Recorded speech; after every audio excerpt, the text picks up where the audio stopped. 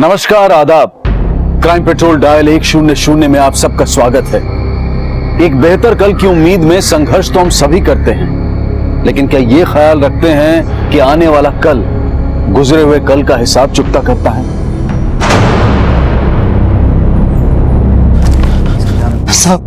साहब, मेरी बेटी कल रात से लापता है साहब। बैठिए, आराम से बैठिए पहले। साहब, कल रात से उसका फोन नहीं लग रहा। मैंने बहुत मिलाया, यहाँ वहां ढूंढा भी, लेकिन कहीं नहीं मिली साहब। उसकी फोटो है आपके पास? ठीक, पारुल नाम है इसका। ये मोबाइल फोन रखती है अपने पास? जी साहब। नंबर दीजिए। जी, 9 8 2 4 6 8 6 3। उसकी उम्र, रंग, कद सब कुछ लिखवाइए। उम्र 19 साल, रंग गोरा, कद 5.25 5.5 फुट होगा साहब। पहन के रखा था उसने? सलवार सूट ही पहनती है। पारुल के घर के आसपास पूछताछ करो, शायद कोई इंफॉर्मेशन हाथ लगे। सर,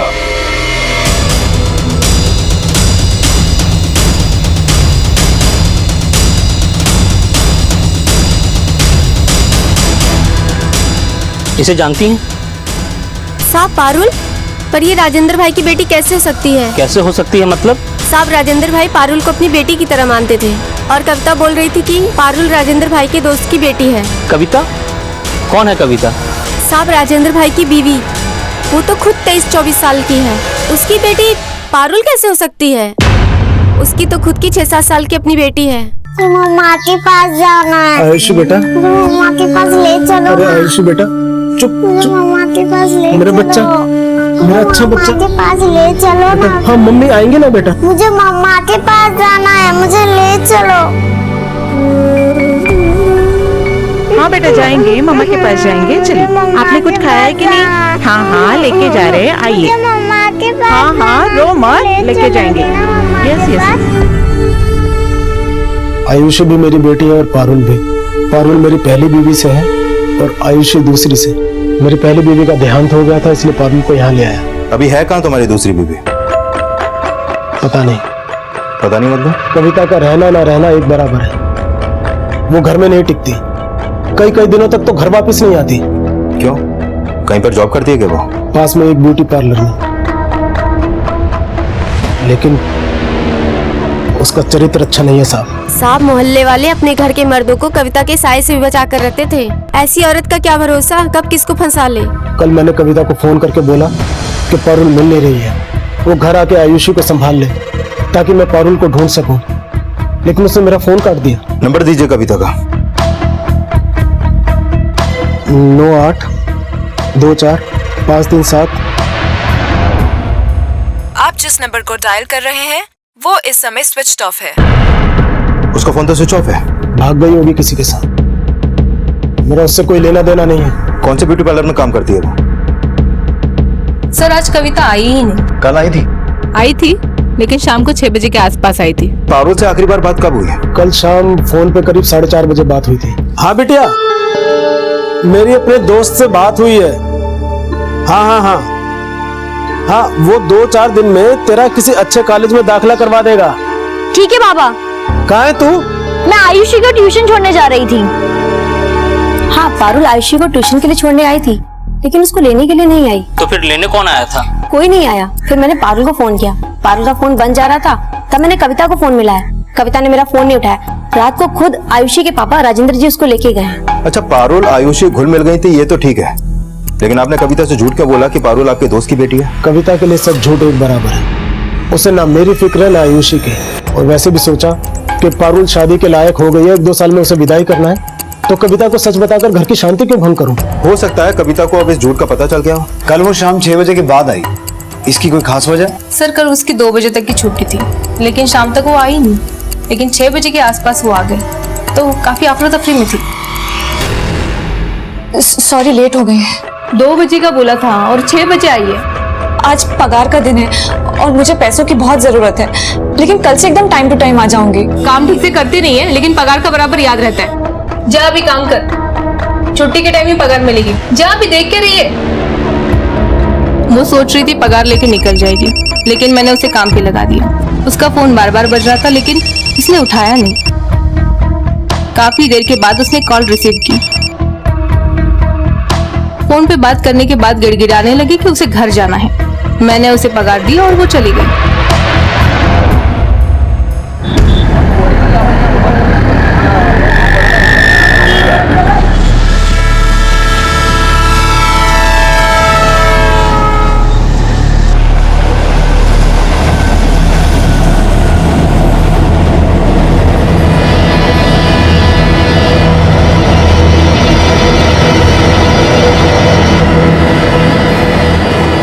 बॉडी को पोस्टमार्टम के लिए भेजो और आसपास के एरिया में सर्च करो।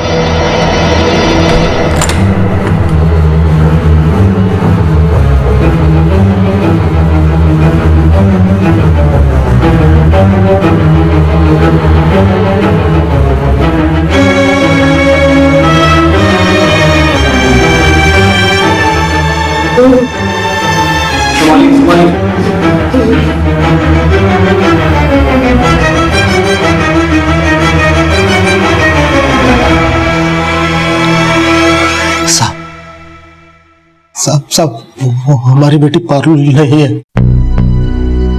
हमारी बेटी मर नहीं सकती साहब। हम तो यही चाहेंगे कि पारुल सही सलामत हो। फिर भी आपका और डेड बॉडी का डीएनए मैच करके देख लेते हैं। शिरके आइए, जाइए। चलिए।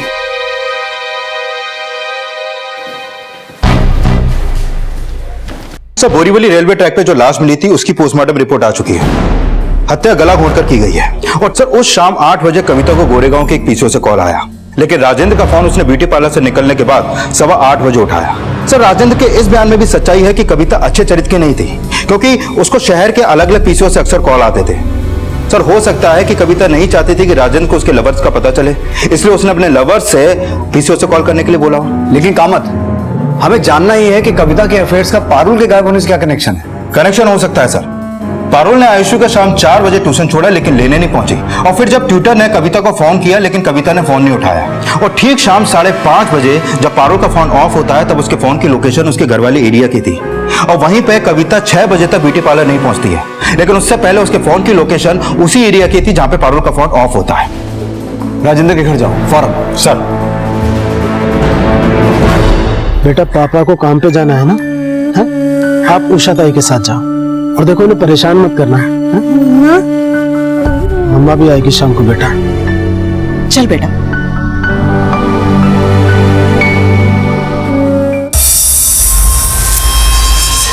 साहब, आप पारुल का कुछ पता चला? चाबी निकालिए। जी? चाबी दीजिए मेरे को।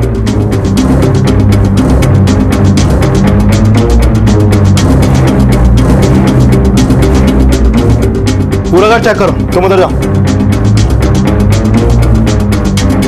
कविता भले ही तेरा चरित्र थी, लेकिन उसका पारुल से कभी कोई झगड़ा नहीं हुआ, बल्कि वो तो पारुल के आने से खुश थी। वो कैसे? कविता एक नंबर की आलसी थी और पारुल ने आते ही घर का काम काज और रसोई सब संभाल लिया था। सर, कुछ नहीं मिला।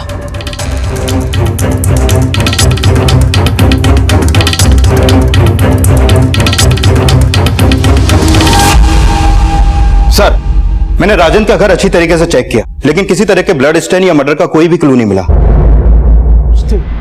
सर, मैंने राजेंद्र का घर अच्छी तरीके से चेक किया, लेकिन किसी तरह के ब्लड स्टेन या मर्डर का कोई भी क्लू नहीं मिला।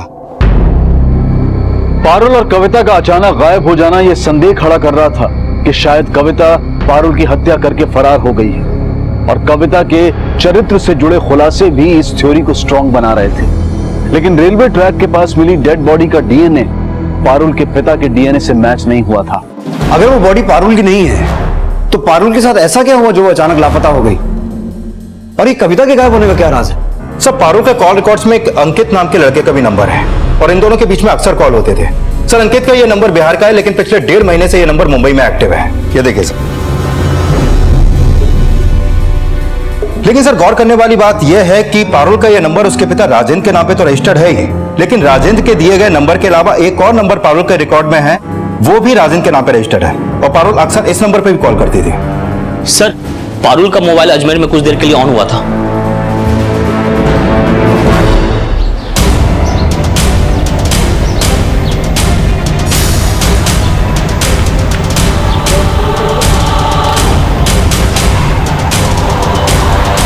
ये वही नंबर है जिसके बारे में मैंने आपको बताया था। अजमेर से पारुल के फोन से इसी नंबर पर कॉल हुआ था। इसका मतलब ये हुआ कामत कि इस कॉल रिकॉर्ड में कविता और अंकित के फोन नंबर के अलावा 3 नंबर ऐसे हैं जो राजेंद्र के नाम पर रजिस्टर्ड है। एक वो नंबर जो पारुल यूज करती थी, जो अभी अजमेर में ऑन हुआ है। दूसरा राजेंद्र का अपना नंबर जो वो खुद इस्तेमाल करता है। और तीसरा वो नंबर जिस पर अभी अजमेर से कॉल हुआ। ये नंबर कौन इस्तेमाल करता है? सर, पारुल के पिता राजेंद्र जी आए। साहब, अभी पारुल का फोन आया था, लेकिन उसकी आवाज नहीं आई। और जब हमने उसे फोन किया तो उसका फोन बंद था। हमें पारुल की बहुत फिक्र हो रही है साहब। वो नंबर अजमेर में एक्टिव था, वहीं से कॉल हुआ। पारुल अजमेर क्यों जाएगी साहब? ये तो हमें आप बताइए। हमें तो कुछ समझ नहीं आ रहा साहब। समझ में तो हमें भी एक बात नहीं आ रही है। आपने हमें जो अपना नंबर दिया था वो अलग है, लेकिन अभी अजमेर से जो कॉल हुआ वो अलग नंबर पर कॉल हुआ। जी साहब, ये मेरा दूसरा नंबर है। दरअसल पारुल के पास मुंबई की आईडी नहीं थी। मैंने उसे अपनी आईडी से सिम खरीद कर दिया तो अपने लिए एक नया सिम ले लिया। क्यों? हम इलेक्ट्रिशियन है साहब। ये हमारे पुराने नंबर पर बराबर से नेटवर्क नहीं आता, इसलिए हमने ये नया नंबर लिया ताकि इस नंबर पर फोन ना लगे तो पार्टी दूसरे नंबर पर कॉल कर सके और काम हाथ से ना जाए साहब। ये अंकित कौन है? पारुल का मंगेतर है साहब। अंकित बहुत अच्छा लड़का है साहब। जब से पारुल गायब हुई है अंकित बहुत परेशान रहता है। अभी है कहाँ अंकित? मुंबई में ही है। देखिए, हम कह रहे हैं ना, आप चिंता मत ही कीजिए। हम अपने चाचा को फोन करते हैं और कहते हैं कि अपनी पार्टी का अजमेर शाखा में कोई कनेक्शन निकालें और अपने किसी कार्यकर्ता को पारुल की तलाश में लगा देंगे। ठीक है? ठीक है। अच्छा, हम आपसे बाद में बात करते हैं। कोई आया है? जी जी बिल्कुल, खैरियत।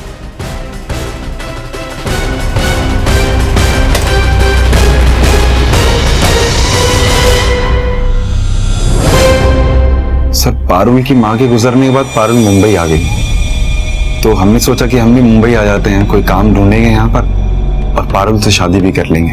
अजमेर में ऐसा कोई है जिसे पारुल जानती हो? नहीं सर। तुम आखिरी बार कब मिले थे पारुल से? करीबन 1 हफ्ता हो गया सर। गेटवे ऑफ इंडिया चलोगे मेरे साथ? रात को बहुत खूबसूरत लगता है। नहीं, पापा ने कहा था कि रात होने से पहले घर आ जाना, और तुम हमें रात को घुमाना चाहते हो। हाँ, तो अपने पापा को फोन करके बोल दो, कोई गैर थोड़ी ना है।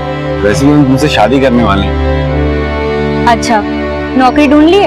नौकरी के लिए ट्राई कर रहे हैं, मिल जाएगी जल्दी। तो ठीक है, तुम नौकरी ढूंढो, तब तक हम अपना ग्रेजुएशन पूरा कर लेंगे और उसके बाद शादी कर देंगे।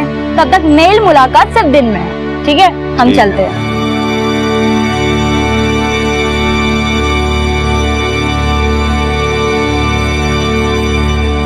पारुल की सौतेली माँ कविता के बारे में उसने कभी कुछ बताया तुम्हें? कभी कभी बात करती थी वो उनके बारे में। क्या बात करती थी? पारुल पारुल बेटा, पारुल। सर, अभी पारुल का फोन फिर से अजमेर में ऑन हुआ है, पर लोकेशन दूसरी थी और इस बार भी राजेंद्र के नए नंबर पर कॉल हुआ है सर। राजेंद्र को फोन लगा? हाँ साहब, उसका फोन आया था लेकिन उठाते ही कट गया। सर, मैंने अजमेर पुलिस को दूसरी लोकेशन के बारे में अपडेट कर दिया है, पर पारुल का फोन जिस लोकेशन पर पहले ऑन हुआ था वहां से कोई लीड नहीं मिला है सर। ये बात तो तय है कामत, ये फोन पारुल नहीं कोई और कर रहा है। सर, हो सकता है ये कविता हो। पता लगाओ कविता का अजमेर से क्या कनेक्शन है। वो वाकई में पारुल का मर्डर करके अपने किसी आशिक के साथ भागी है, यहाँ पर कहानी कुछ और है। सर, गोरेगांव के जिस पीसीओ से कविता को आखिरी बार कॉल हुआ था वहां आसपास में कोई सीसीटीवी नहीं है और किसने कॉल किया था उसका भी कोई क्लू नहीं मिला है सर। मुंबई के जिन जिन पीसीओ से कविता को फोन हुए थे हर जगह पूछताछ करो और कविता को जिन जिन लोगों के साथ देखा गया था सबका स्केच बनवाने की कोशिश करो। और हाँ, ये भी पता लगाओ कि कविता का कोई दूसरा नंबर तो नहीं है। पारुल अजमेर गई या फिर सिर्फ पारुल के नंबर को अजमेर ट्रैवल करवाया गया। इस पहेली को समझने के लिए हमें कविता से जुड़े सभी लोगों का पता लगाना होगा। पारुल के फोन से किए गए ब्लैंक कॉल्स वाकई कविता द्वारा किए गए थे, ये पता लगा पाना फिलहाल मुश्किल था। कविता के कई अफेयर्स के बयान तो सामने आए थे, लेकिन वो अपने किस प्रेमी के साथ फरार थी ये पता लगाना भी आसान नहीं था, क्योंकि उसकी जिंदगी में कोई एक प्रेमी नहीं था। लेकिन ये माना जा रहा था कि इन अपराधों में कविता के किसी न किसी लवर का भी हाथ हो सकता है, जिसका पता करने के लिए एक तरफ मुंबई पुलिस उन लोगों का पता लगा रही थी जिनका कविता से अफेयर हो सकता था, वहीं दूसरी तरफ अजमेर पुलिस भी इस केस से जुड़ी इंफॉर्मेशन जुटाने का प्रयास कर रही थी। सर, कविता के दूसरे किसी नंबर का तो पता नहीं चला, लेकिन ये उन आदमियों के फोटोग्राफ्स और स्केच है जिन्होंने कविता को पीछे से कॉल किया था।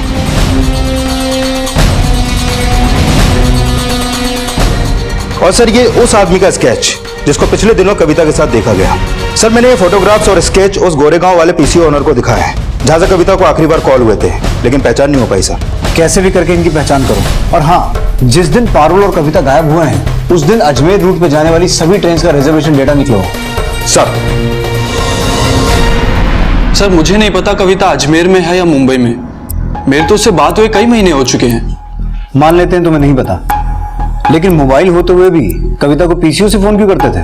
सर एक बार कविता के पति ने मुझे और कविता को मार्केट में देख लिया था, पर मार्केट में उसने मेरी पिटाई की। सर बहुत ही शक्की इंसान है वो। उसका पति शक्की है, तुम बड़े चरित्रवान हो। सर देखिए, जैसा आप सोच रहे हैं ऐसा कुछ भी नहीं है हमारे बीच। वो हम केवल अच्छे दोस्त थे सर। तो तुम्हारी इस दोस्ती के बारे में तुम्हारी बीवी को पता है? ठीक है, जा सकते हो। Thank you sir.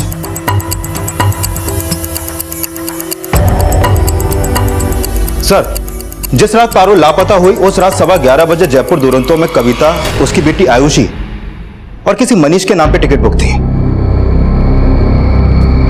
मनीष? वो कमीनी मनीष के साथ? इनमें से कौन है मनीष?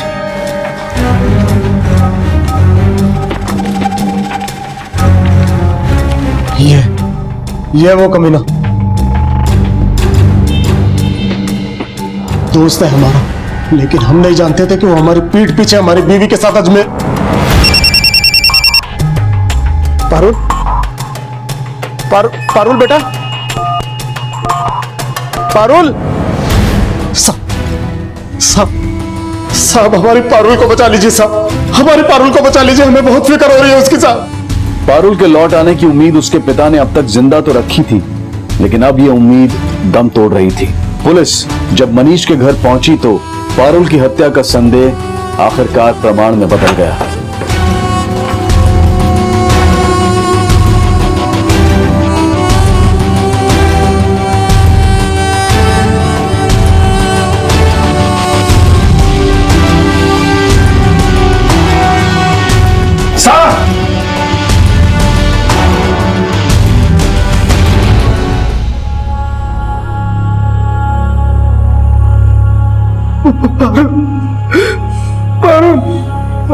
पारुल बेटा,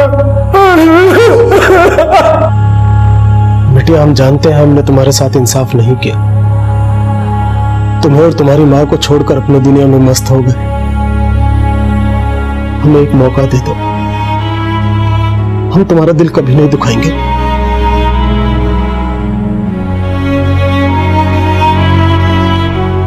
पारुल ने अपने पिता को उनकी भूल सुधारने का मौका तो दिया, लेकिन जिंदगी ने उससे जीने का मौका छीन लिया। पारुल की डेड बॉडी मिलने के बाद पुलिस ने कविता और मनीष की तलाश तेज कर दी। सर पारुल के पिता ने जो मनीष का नंबर दिया था वो भी हत्या वाली रात से बंद है। अजमेर पुलिस से कहो कि मनीष और कविता की तलाश तेज कर। सर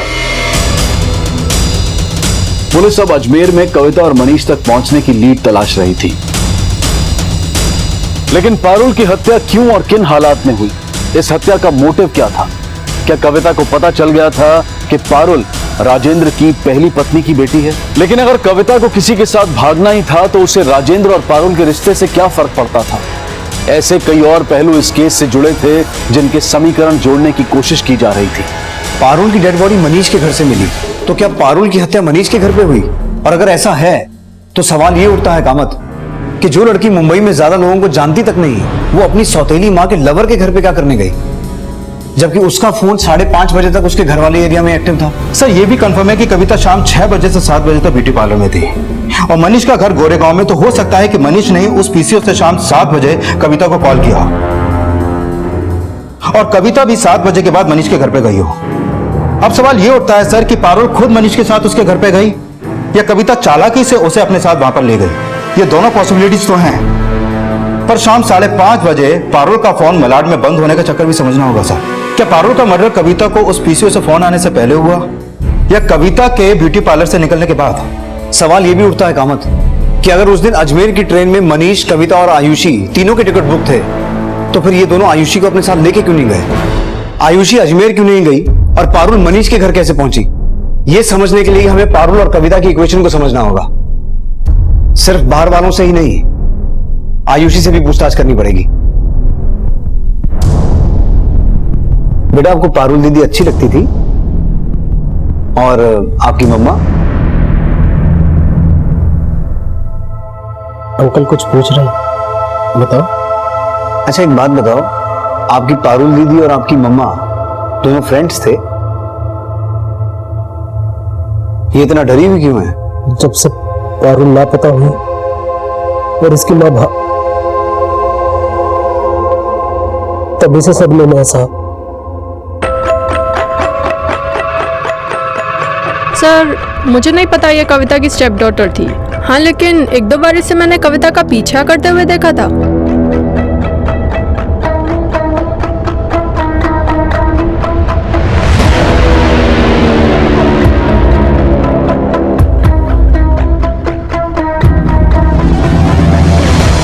सर, कविता के ब्यूटी पार्लर के कलीग, आयुषी के ट्यूशन टीचर और कुछ पड़ोसियों ने बताया कि पिछले दिनों पारुल को कविता की जासूसी करते हुए देखा गया। सर, उनके बयानों से तो लगता है कि पारुल कविता की जासूसी कर रही थी और शायद कविता का पीछा करते करते वो उस रात मनीष के घर पे पहुंची।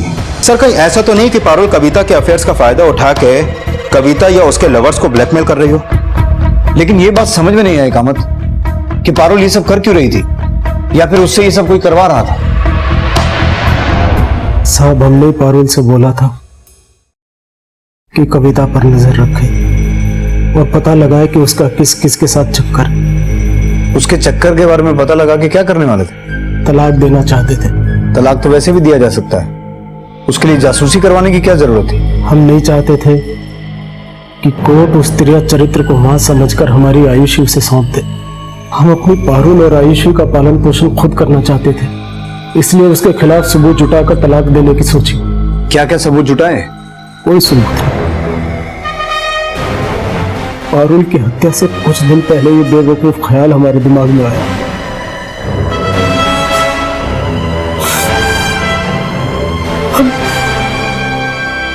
हम तो पछता रहे हैं कि वो अपनी बच्ची को उस बहन की जासूसी में लगाया। खा गई हमारी बच्ची को,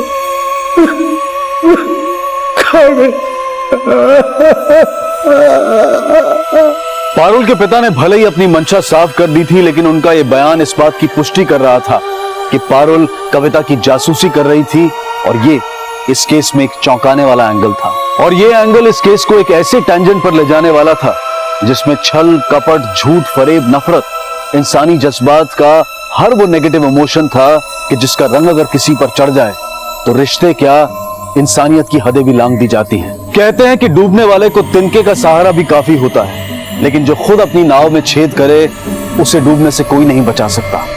सर, अजमेर पुलिस ने मनीष को अजमेर के गेस्ट हाउस से गिरफ्तार किया है, लेकिन उसके साथ कविता नहीं थी। Let's go.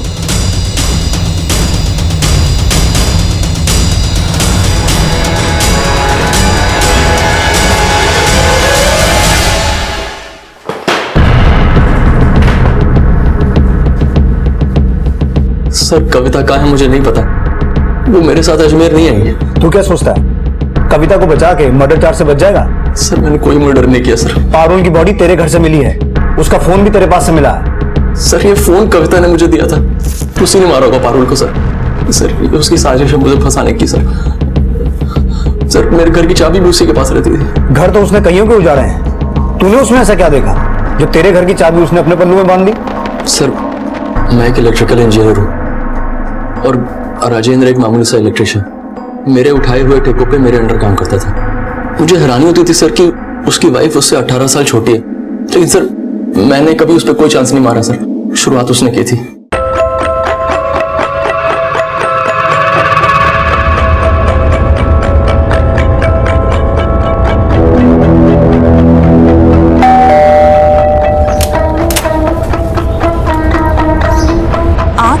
राजेंद्र है क्या घर में? नहीं, वो तो नहीं है, लेकिन आप अंदर आइए ना। नहीं, मैं चलता हूँ। अरे नहीं, आइए तो प्लीज आइए। खूबसूरती में ऐसा बहका कि को संभाल नहीं पाया। हमारी मुलाकातें बढ़ने लगी।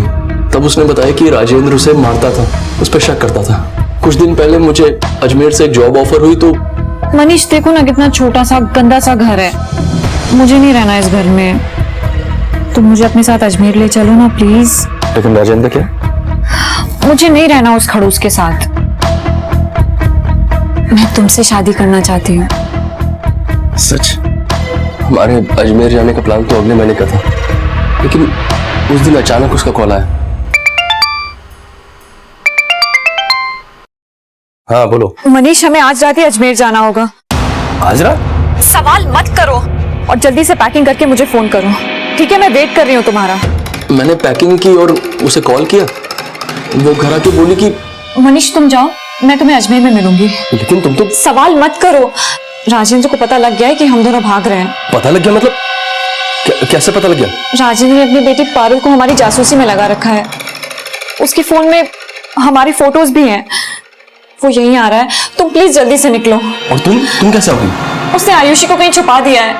मैं कैसे भी करके आयुषी को लेकर अजमेर पहुंच जाऊंगी, लेकिन तुम जाओ, वो यहीं आ रहा है। अगर तुम दोनों का सामना हो गया तो बहुत बड़ी प्रॉब्लम हो जाएगी। और हाँ, ये फोन मुझे दे दो, वो मेरे फोन का बैलेंस खत्म हो गया है। लेकिन मैं तुमसे कांटेक्ट कैसे करूंगा? अरे पारुल का मोबाइल दिया ना मैंने तुम्हें, लेकिन अभी ऑन मत करना, अजमेर पहुंचकर ही फोन करना। और मैं तुम्हें ये एक नंबर दे रही हूँ, इस वाले नंबर पे कॉल करना, लेकिन मेरे फोन पे बिल्कुल कॉल मत करना। ये नंबर किसका? ये मेरा नया नंबर है। इस नंबर पे कॉल करने के लिए बोला था सर।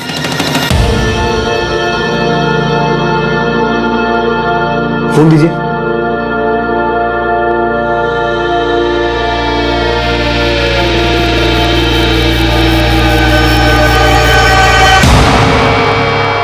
सर ये तो वही नंबर है।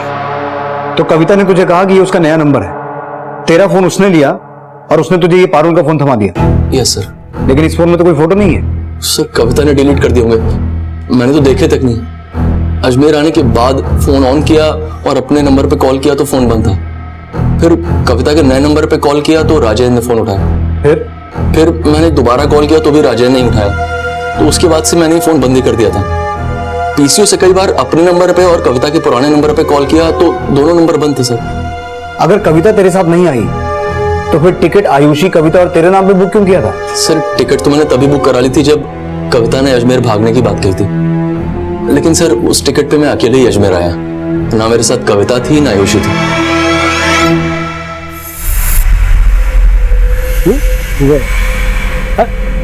उषा बहन, अच्छा हुआ आप मिल गई। आयुषी को अपने पास रख लेंगी, मुझे किसी काम से जाना है। क्यों? आया कहाँ गई?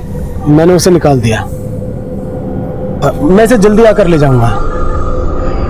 अच्छा बेटा।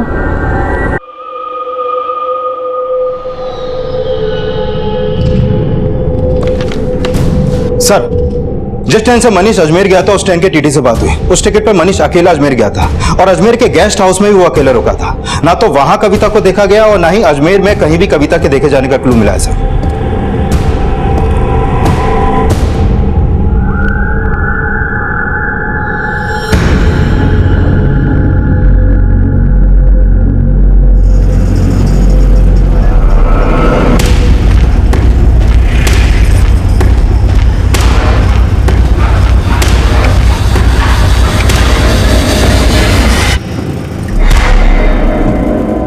सर अगर मनीष सच बोल रहा है तो उसके बयान से यह क्लू मिलता है कि कविता को पता चल चुका था कि पारुल राजेंद्र की पहली बीवी की बेटी थी।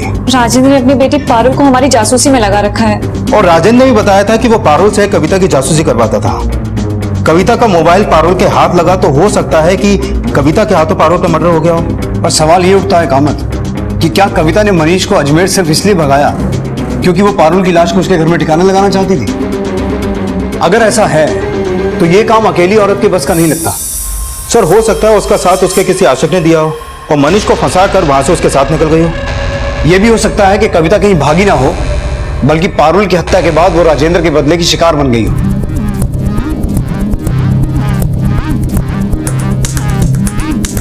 कामत, बोरीवली पुलिस से पता करो, जिस लड़की की लाश रेलवे ट्रैक पे मिली थी उसकी पहचान हुई? सर पारुल के पिता के बारे में कुछ बातें पता चली है।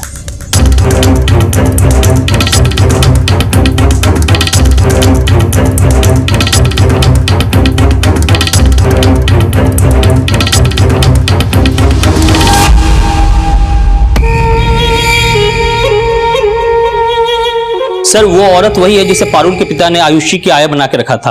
राजेंद्र ने इस औरत को बोरीवली के एक लॉज के बाहर से रिसीव किया था और कुर्ला स्टेशन से बिहार की ट्रेन में बिठा दिया। डीएनए रिपोर्ट से साफ हो गया कि वो लाश राजेंद्र की दूसरी बीवी कविता की ही थी। साहब, हमने कविता को नहीं मारा। हमारा यकीन कीजिए, हम सच बोल रहे हैं साहब। कैसे यकीन करें तेरा? तेरी पहली बीवी मर चुकी है ना किशोरी?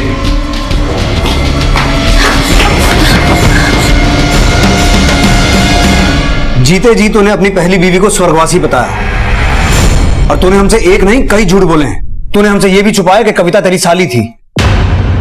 कविता जैसी भी थी हमें पता चल गया है, लेकिन यह भी सच है कि 8 साल पहले तो अपनी बीवी और बेटी को छोड़कर कविता को मुंबई भगा के लाया था।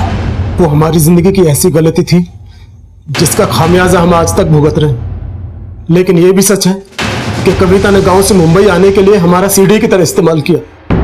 वो मुंबई हमारी बीवी बनकर तो आ गई, लेकिन मुंबई की चकाचौंध के सामने उसे हमारी हैसियत बहुत छोटी लगी और अपनी हैसियत बढ़ाने के लिए वो न जाने कहां कहां मुंह मारने लगी।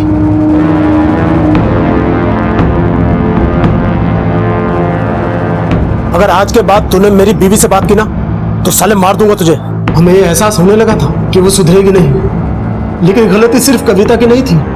हमने भी 8 साल पहले ये गलती की थी और हमें भी अपनी गलती का धीरे धीरे एहसास होने लगा था। बेटा, हम जानते हैं हमने तुम्हारे साथ इंसाफ नहीं किया। तुम्हें और तुम्हारी माँ को छोड़कर अपनी दुनिया में मस्त हो गए। हमें एक मौका दे दो, हम तुम्हारा दिल कभी नहीं दुखाएंगे। बच्चे को मत फुसलो, समझे ना? पहले उस कुलच्छनी को अपनी जिंदगी से दूर फेंको, फिर हम समझेंगे कि तुम्हें अपने किए पे पछतावा है। हम उसे छोड़ देंगे सरला, लेकिन हम आयुषी को अपने साथ रखना चाहते हैं। अगर तुझे आयुषी की इतनी फिक्र होती तो अपने अपराधों पर पर्दा नहीं डालता। पारुल की मौत का जिम्मेदार भी तू ही है, क्योंकि तू उससे कविता की जासूसी करवाता था। तू ये भी जानता था कि कविता और मनीष भागकर अजमेर जाने वाले हैं। तूने ही आयुषी को नजरबंद करके रखा था। इसकी वजह से कविता के हाथों पारुल का मर्डर हुआ और इतना कुछ होने के बावजूद तू हमारे पास नहीं आया, कविता की जान के पीछे पड़ गया।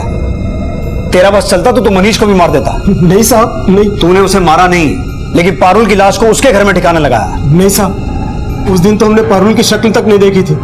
हमें तो यह भी नहीं पता था कि मनीष और कविता के बीच में कोई चक्कर चल रहा है। फिर हमें ये कैसे पता होता कि वो भागकर अजमेर जाने वाले हैं? अब तू ये कहेगा कि तूने कविता को भी नहीं मारा? उसे हमने मारा है, इन्होंने नहीं। और अगर हमारा बस चलता तो उस कलमुही को 8 साल पहले ही मार देते।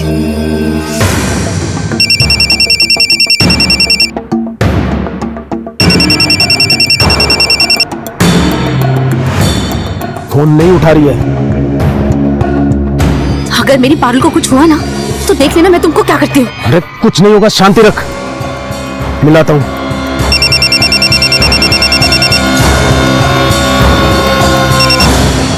हेलो, हम बिजी हैं अभी। पारुल कहाँ है? हमें क्या पता। झूठ मत बोल। ए कविता, बता पारुल कहाँ है, नहीं तो अच्छा नहीं होगा। कौन बोल रहा है? ज्यादा नाटक मत कर, समझी ना? तू अच्छे से जानती है कौन बोल रहा है। दीदी, ज्यादा दीदी दीदी मत कर। अगर 1 घंटे में हमारी पारुल नहीं आई ना तो देख लेना हमसे बुरा कोई नहीं होगा। बेटा, अब तू सो जा। मुझे मम्मा के पास जाना है, ले चलो ना। मम्मा के पास ले जाएंगे। मैं तुम्हारी मम्मा को यहीं लेकर आऊंगा। हाँ, सो जा मेरा अच्छा बच्चा, सो जा। कहाँ है मेरी बेटी आयुषी? पहले बता मेरी बेटी पारुल कहाँ है? अरे हमने कहा ना हमें नहीं पता। अरे ऐसे कैसे नहीं पता? तुझे पता मेरी बेटी पारुल कहाँ है? हमें नहीं पता। कविता, सच बता दे। झूठ तो आप लोगों ने हमसे बोला है। आखिर ले आए ना दीदी और पारुल को यहाँ पर। मैं जा रही हूँ अपनी बेटी को लेने। अरे ऐसे कैसे जाएगी? पहले बता मेरी बेटी पारुल कहाँ है? तेरी बेटी को जिंदा काट दूंगी। नहीं पता मुझे। ऐसे कैसे नहीं पता? बता जल्दी मेरी बेटी को। मुझसे मेरा पति जीनेगी ना?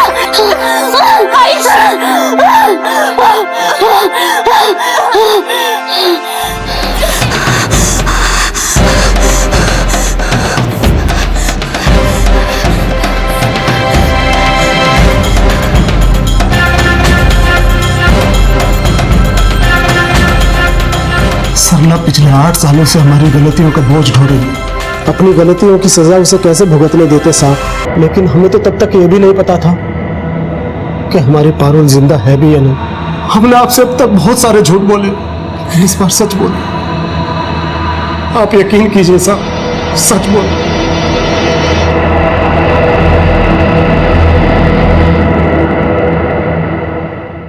सर अगर राजेंद्र सच बोल रहा है तो क्या मनीष ने हमसे झूठ बोला या कविता ने मनीष से झूठ बोला? झूठ तो हमसे अंकित ने भी बोला था। सर मैं झूठ नहीं बोलना चाहता था, लेकिन पारुल के पापा मेरे सामने गिड़गिड़ाने लगे कि उनके मुंह से झूठ निकल गया। लेकिन सर मुझे उन्होंने ये नहीं बताया कि पारुल की मम्मी ने पारुल की छोटी मम्मी का मर्डर कर दिया है। पारुल कविता की जासूसी करती थी। इस बारे में पारुल ने कभी कुछ बताया नहीं? नहीं सर, मुझे तो नहीं पता इस बारे में कुछ। तू उसका मंगेतर था, अक्सर उससे मिलता रहता था, कभी कुछ ऐसा नोटिस नहीं किया? नहीं सर, मैंने पारुल को कभी उसकी छोटी मम्मी कविता की जासूसी करते हुए नहीं देखा। पर हाँ, एक बार हम कैफे में थे और वहां पर हमने कविता को देखा था एक आदमी के साथ, और सर वो आदमी उसे पैसे भी दे रहा था। कौन आदमी? मुझे नहीं पता सर, मैं ऐसे बता नहीं पाऊंगा। इनमें से था कोई?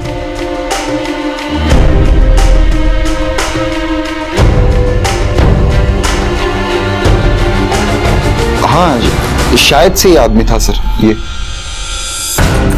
सब पारुल के पिता ने बताया था कि पारुल कविता की जासूसी तो करती थी, लेकिन उसने कभी कविता के खिलाफ उसे कोई सबूत नहीं दिए। और सर जैसा कि अंकित ने अभी भी बताया कि कोई आदमी कविता को पैसे दे रहा था। सर कहीं ऐसा तो नहीं कि कविता ने पारुल को अपने साथ मिलाकर अपने लवर्स को ब्लैकमेल करना शुरू कर दिया हो? मैं सच कह रहा हूँ सर, मैं सच कह रहा हूँ सच कह रहा हूँ सर मुझे किसी ने ब्लैकमेल नहीं किया सर मैं आज तक पारुल से मिला ही नहीं, तो उसका मर्डर कैसे करूंगा सर? शिरके, सर मैं सच कह रहा हूँ सर। अंकित के बयान ने पुलिस के सामने जो एंगल रखा, उसकी पुष्टि के लिए पुलिस अब कविता से जुड़े उन सभी आदमियों से पूछताछ करने लगी जिनके साथ कविता का अफेयर था, और जल्द ही इस राज से पर्दा उठ गया। सर कविता जिस ब्यूटी पार्लर में काम कर रही थी वहां के लैंडलाइन नंबर से अंकित को एक बार कॉल हुआ था, और हत्या वाली रात अंकित ने अपने डेबिट कार्ड से बैग शॉप से एक बड़ा बैग खरीदा था। मतलब उसकी शान पट्टी उसी में भारी पड़ गई। नहीं, अब बोलेगा या तोड़े? बोलता हूँ साहब। अरे पारुल, तुम यहाँ? दोस्त है तुम्हारा? मुझे नहीं मिलवाओगी? पारुल ने कविता से झूठ बोला था कि मेरी और पारुल की मुलाकात मुंबई में हुई थी। सर पारुल क्या उसकी जासूसी करती? वो खुद 2 कदम आगे थी। कविता खुद पारुल की जासूसी कर रही थी। नौकरी ढूंढ ली है?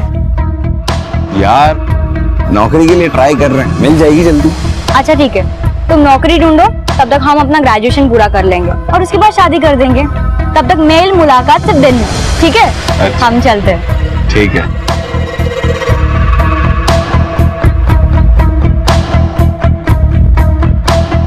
लगता है काफी पुराना है याराना तुम्हारा। नहीं ऐसा नहीं है जैसा आप समझ रही हैं। अरे तो इसमें इतना डरने वाली क्या बात है? वैसे मैं गेटवे ऑफ इंडिया जाने का सोच रही हूँ। तुम अगर चलना चाहो तो मेरे साथ चल सकते हो। सही में? तुम चलो ना, इतना सोचने वाली क्या बात है? Auto auto. सब पता नहीं उस औरत में ऐसा क्या जादू था। उससे 2 मुलाकात के बाद ही मैं पारुल को भूल गया, और उससे राज भी नहीं छुपा पाया कि पारुल के पापा उसे छोड़कर पारुल और पारुल की मम्मी को घर लेके आ रहे हैं। मेरा और कविता का रिश्ता भी पारुल की नजरों से नहीं बच सका।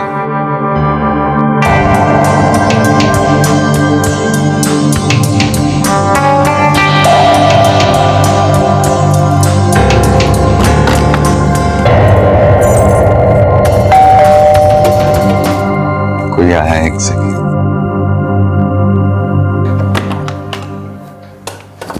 आखिर तूने दिखा दिया ना कि हर मार देख जैसा होता है।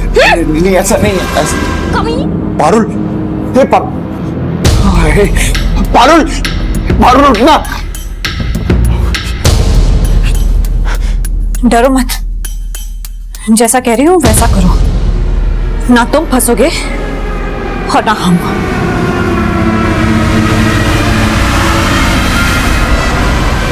हम मनीष को घर से निकालते हैं, तब तक तुम सारी तैयारी करके रखो और हमें मनीष के घर के बाहर मिलो।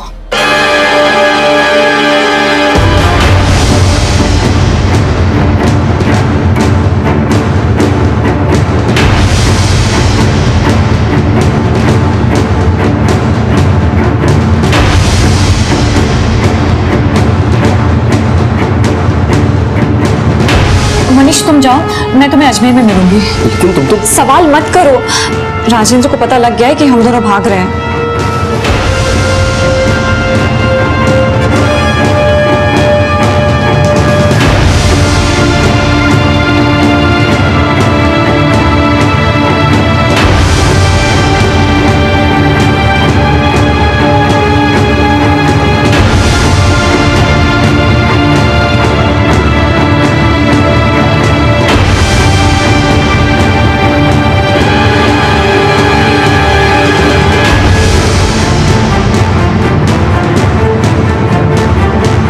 सलाखों के पीछे होते हैं, उन्हें जिंदगी भले ही नसीब हो जाए, पर उनका पश्चाताप किसी श्राप से कम नहीं होता। और अपराध की गाज जब बेकसूरों पर गिरती है तो किसी की सांत्वना भी उस मासूम को दिलासा नहीं दे सकती। यूं तो हम सबको एक ही जिंदगी मिलती है, लेकिन इस एक जिंदगी में हम कई जिंदगियां जीने की सोचते हैं। एक सपना पूरा होता है तो दूसरे सपने में जीने लगते हैं। एक रिश्ते से मन भर जाता है तो दूसरा रिश्ता जोड़ने की सोचते हैं। माना कि जिंदगी हर रोज नए बदलाव लाती है, लेकिन अगर हमारा आज सच्चा नहीं है तो आने वाला कल कभी बेहतर नहीं हो सकता। इसी विचार के साथ अब मैं अनूप सोनी आपसे विदा लेता हूं। फिर मुलाकात होगी अगले एपिसोड में एक और चौंका देने वाले केस के साथ। तब तक अपना और अपने परिवार का ख्याल रखें और देखते रहें क्राइम पेट्रोल डायल 100। सबक एक को सीख हम सबको। जय हिंद।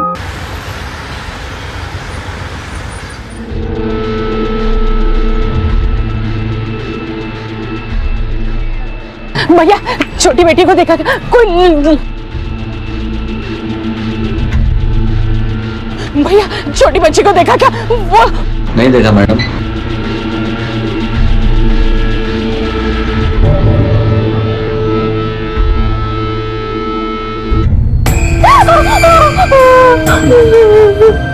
नहीं, तुम मेरी मम्मा नहीं हो। बेटी अब भी तो समझाया था तुम्हें, मैं ही तुम्हारी माँ हूँ। मैंने अपने कोख से जन्म दिया है तुम्हें, तुम मेरा अंश हो। बोलो कौन हूँ मैं? आप भी मेरी मम्मा हो। Good girl, good girl.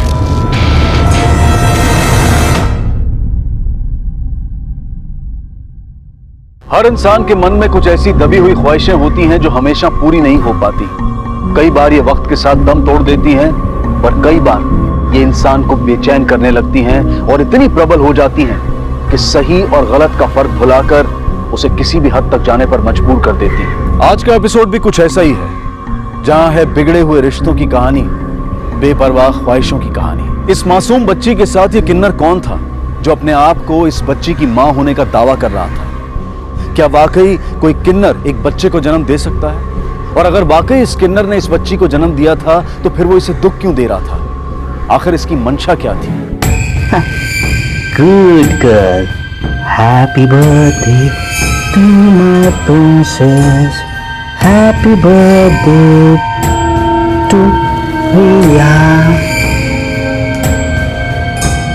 बिल्कुल अपनी माँ पर गई है।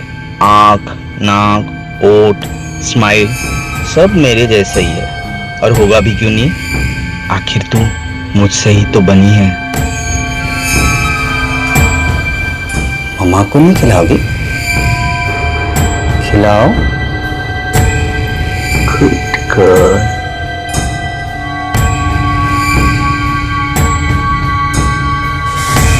Good girl.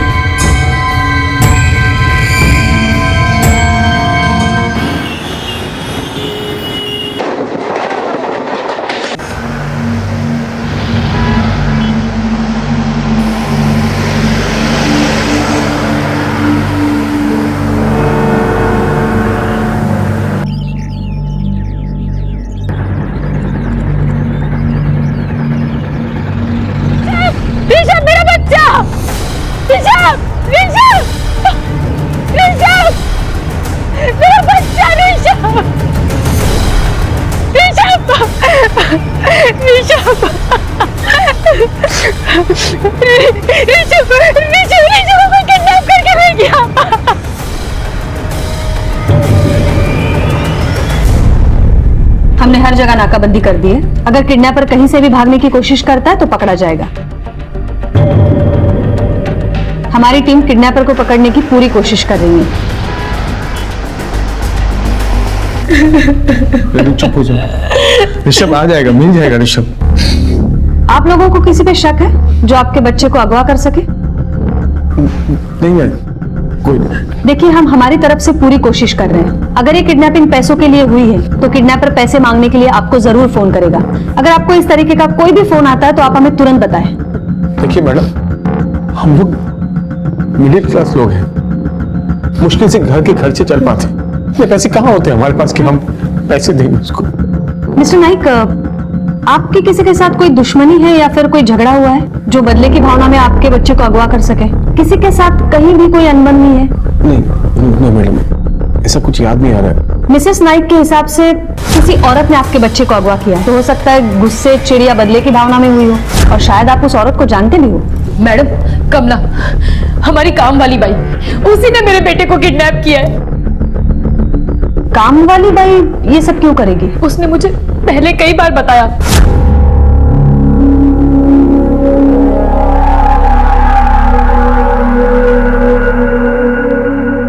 लड़का नहीं है मेरे को, 3 लड़कियां पैदा की है मैंने, इसलिए मेरे सास और पति हमेशा सुनाते रहते हैं मुझे, आपके जैसे थोड़े ना मेरा नसीब जो पहली बार में लड़का हो जाए। चुपचाप ना अपना काम कर। इतना क्यों गुस्सा कर रही हो दीदी? मैं थोड़ी ना आपके बेटे को उठा ले जाने वाली हूँ। तो आपके कहने का मतलब है कि कमला ने जेलसी में आकर आपके बच्चे को किडनैप किया क्योंकि उसे बेटा चाहिए था? ठीक है, आप लोग अभी जा सकते हैं। अगर फिरौती के पैसों को लेकर कोई भी फोन आता है तो आप हमें बताएं। हम ऑलरेडी आपके फोन ट्रेस कर रहे हैं ताकि किडनैपर की लोकेशन पता चल सके। सुरवीर, ये संदीप के फाइनेंशियल स्टेटस के बारे में पता करो। हो सकता है ब्लैक का पैसा दबा के बैठा हो और हमें झूठ बोल रहा है। अगर ये किडनैपिंग पैसे के लिए हुई है तो किडनैपर इसका आगा पीछा तो जरूर जानता होगा, वरना ऋषभ को टारगेट नहीं बनाता। मैडम, अक्सर ऐसे देखा गया है कि फैमिली अपने अमीर होने का दिखावा करती है और इसी दिखावे के गलत फहमी में किडनैपर उनके बच्चों को किडनैप कर लेते हैं। एक काम करते हैं, ये कमला के बारे में भी इंक्वायरी करते हैं और संदीप के आस पड़ोसियों से भी पूछताछ करते हैं। शायद किसी ने उस औरत को देखा हो।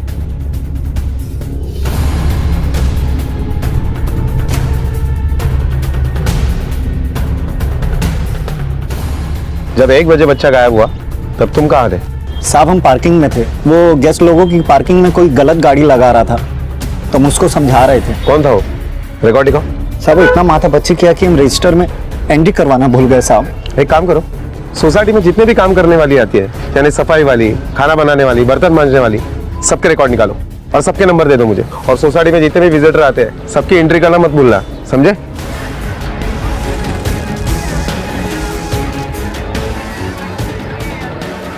ये कमला कहाँ रहती है? कमला,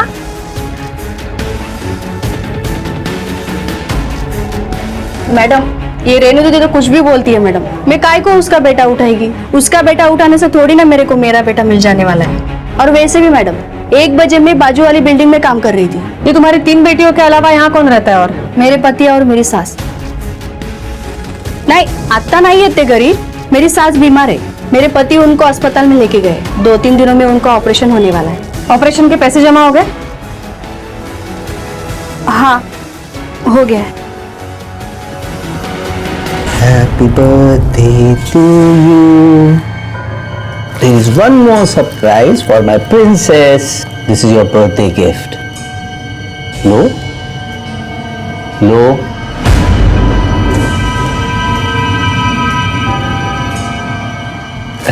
Good girl. Bad manners. मैंने तुम्हें गिफ्ट दी और तुमने मुझे थैंक यू ही नहीं कहा। Thank you. सिर्फ थैंक यू? हाँ? सिर्फ thank you? Thank you Baba. That's like my good girl.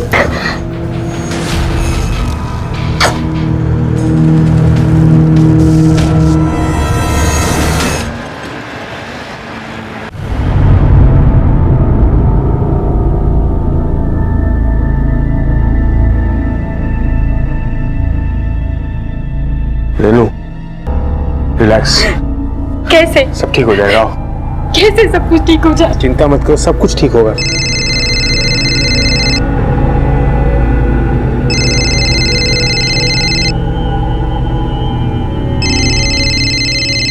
भाई का फोन है। ऋषभ के बारे में कुछ मत बताना, नहीं तो वो परेशान हो जाएंगी।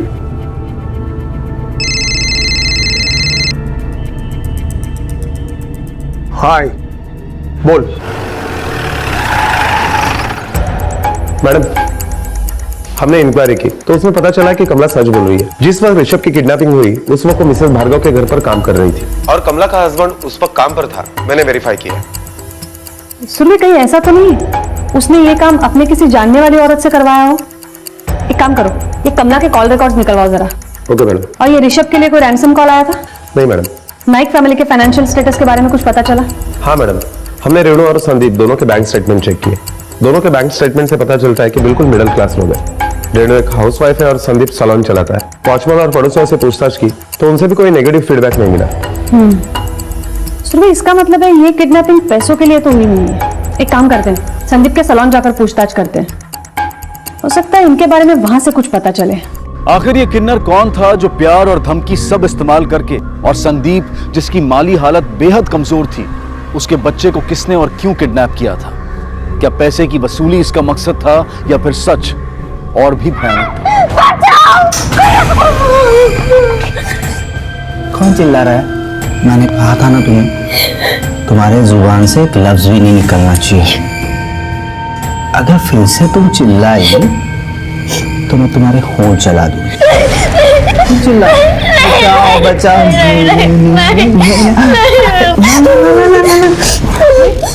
मामा तो मजाक कर रही है। बैठो बैठो बैठो बैठो ना। प्रिया बेटा, मैं तो मजाक कर रही थी, मैं ऐसा कुछ नहीं कर रहा। मम्मा रियली लव्स यू। तू छोड़ के क्यों चली जाना चाहती है मुझे? तुझे मालूम है तुझे जन्म देने में और तुझे हासिल करने में मम्मा ने कितनी तकलीफें उठाई है।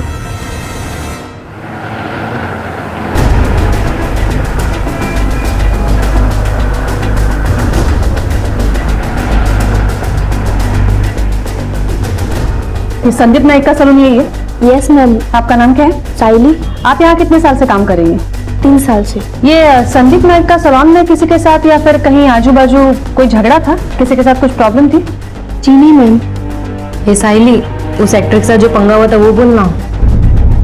हाँ मैम, अभी 1 हफ्ते पहले एक कस्टमर के साथ सर का बहुत बुरा झगड़ा हुआ था। ये क्या हुआ मेरे फेस को? ये जल कैसे गया? क्या किया तुमने? Sorry ma'am. सॉरी की बच्ची, दांत तोड़ दूंगी। Please calm down ma'am. What क्या किया इसने? मेरा फेस जला दिया। I am sorry ma'am, please be patience. आप शांत हो जाइए, मैं सब ठीक कर दूंगा। प्रिया, 1 मिनट, तुम्हारे स्टाफ में से मुझे कोई भी हाथ नहीं लगाएगा। कोई भी हाथ नहीं लगाएगा, प्लीज। 2 दिन में तुम्हारा सलून बंद करवाऊंगी। जाओ बंद करो, मैं भी देखता हूँ क्या करती है आप। इतनी देर से मैं आपको समझा रहा हूँ लेकिन आप समझने की कोशिश नहीं कर रही है। देख लेना, बहुत पछताओगे। तो उसने उस क्लाइंट को कुछ कंपनसेशन दिया था? मैम, कंपनसेशन तो तब देते ना जब वो लेती। उल्टा वो तो झगड़ रही थी, बोल रही थी जैसे हमने उनका एक्टिंग करियर बर्बाद किया है वैसे ही वो संदीप सर का करियर बर्बाद कर देंगी। और वैसे भी मैम, सर के पास पैसे कहाँ से आएंगे? क्यों, ये सलून अच्छा नहीं चल रहा है क्या? कुछ खास नहीं चल रहा है। सुरभि, अगर ये सलून ठीक से नहीं चल रहा है तो ये एम्प्लॉय की सैलरी कहाँ से देता है? नहीं मैम, अभी तक किसी को 2 महीने से सैलरी नहीं मिली है। मैडम, सरिता का एड्रेस और नंबर मिल गया। चलो।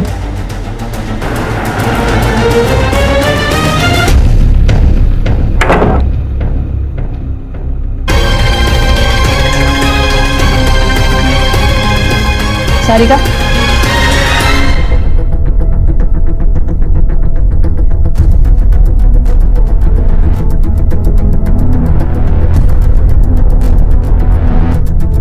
अगर बदला ही लेना होता मैम तो मैं उसे जान से मार डालती। उसके बच्चे को किडनैप करके क्या करूंगी मैं मुंबई आई थी हीरोइन बनने के लिए, लेकिन इस चेहरे के साथ कौन मुझे हीरोइन बनाएगा बताइए आप। वैसे आज दोपहर को 1 बजे कहाँ थी आप? आज 1 बजे घर पे ही थी, और वैसे भी ऐसी जली हुई शक्ल को लेके कहाँ जा सकती हूँ। बाय द वे, अभी कहाँ जा रही थी आप? अभी कुछ घर का सामान लाने के लिए ग्रोसरी स्टोर जा रही थी। मैडम ये एक्ट्रेस तो अपने ही प्रॉब्लम में फंसी हुई है, ऊपर से उसका हीरोइन बनने का सपना टूट गया। मैडम मुझे लगता है ये सच बोल रही है, शायद उसने किडनैपिंग नहीं की। सुरभि याद रखो वो एक एक्ट्रेस है, अच्छी तरह जानती है कब कहाँ और कैसे आंसू बहाने हैं, और उसका एक्ट्रेस बनने का सपना टूटना ही तो संदीप से बदला लेने का मोटिव हो सकता है।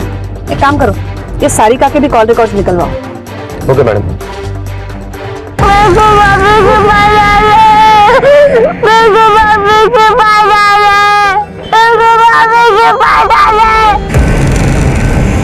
हाँ ठीक है, कल सुबह तक इन्फॉर्मेशन मिल जानी चाहिए।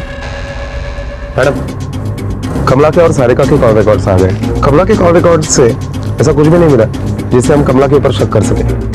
जिस वक्त किडनैपिंग हुई उस वक्त कमला के मोबाइल का लोकेशन मिसेस भार्गव के घर के आसपास का ही आ रहा है। और सारिका? मैडम सारिका ने हमसे झूठ कहा कि किडनैपिंग के वक्त वो घर पर थी, क्योंकि उसके मोबाइल के कॉल रिकॉर्ड के हिसाब से उसके मोबाइल का लोकेशन जुहू का दिखाई दे रहा है। जुहू? हाँ मैडम, और ये देखिए पिछले 2 हफ्तों से लगभग हर रोज उसने संदीप को कॉल भी किया है। पिछले 2 हफ्तों से सारिका तुझे लगातार फोन कर रही है, क्यों? मैडम गाली देने के लिए। वो जब भी दारू पी होती थी ना, मुझे फोन करके गाली देती थी कि मैंने उसकी जिंदगी बर्बाद कर दी है और मुझे छोड़ेगी नहीं। तो जब हमने पूछा था तुम्हारा किसी के साथ झगड़ा हुआ है तो बोला क्यों नहीं, झूठ क्यों बोला? मैडम ऐसी छोटी मोटी बातें सैलून में होती रहती है, और फिर मुझे लगा कि एक एक्ट्रेस ऐसे क्यों करेगी। उसका करियर बर्बाद हो गया तुम्हारी वजह से, और तुम्हें लगता है वो कुछ करेगी नहीं। वो कुछ भी कर सकती है। अब घर जाओ और दिमाग पर जोर डालकर सोचो जरा, ऐसे कितने छोटे मोटे झगड़े और दुश्मनी है तुम्हारी। जाओ। जी मैडम, मुझे अभी तक एक बात समझ में नहीं आई कि हमसे झूठ क्यों बोला। ये भी समझ में आ जाएगा सुरभि। तुम्हें सारिका पे नजर रखो, अगर उसका इससे कुछ लेना देना है तो वही हमें किडनैपर तक पहुंचाएगी। Okay madam. और हाँ, ये संदीप के भी कॉल रिकॉर्ड्स निकलवाओ। कुछ तो ऐसा है जो नॉर्मल बिहेवियर के आड़ में छिपा रहा है इसे।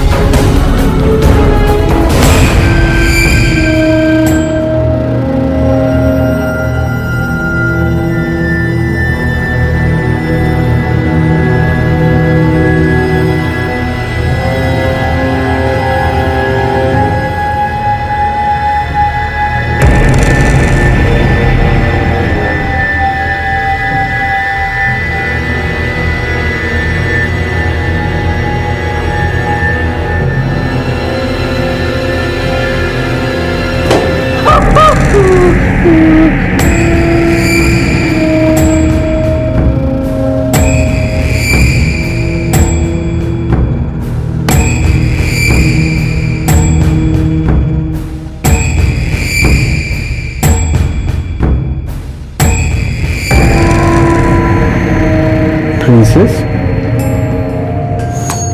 Good girl.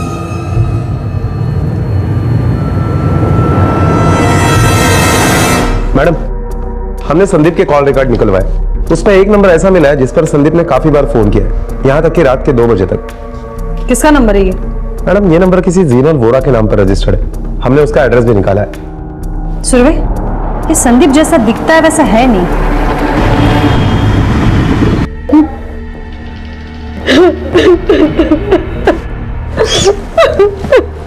मेरा बच्चा।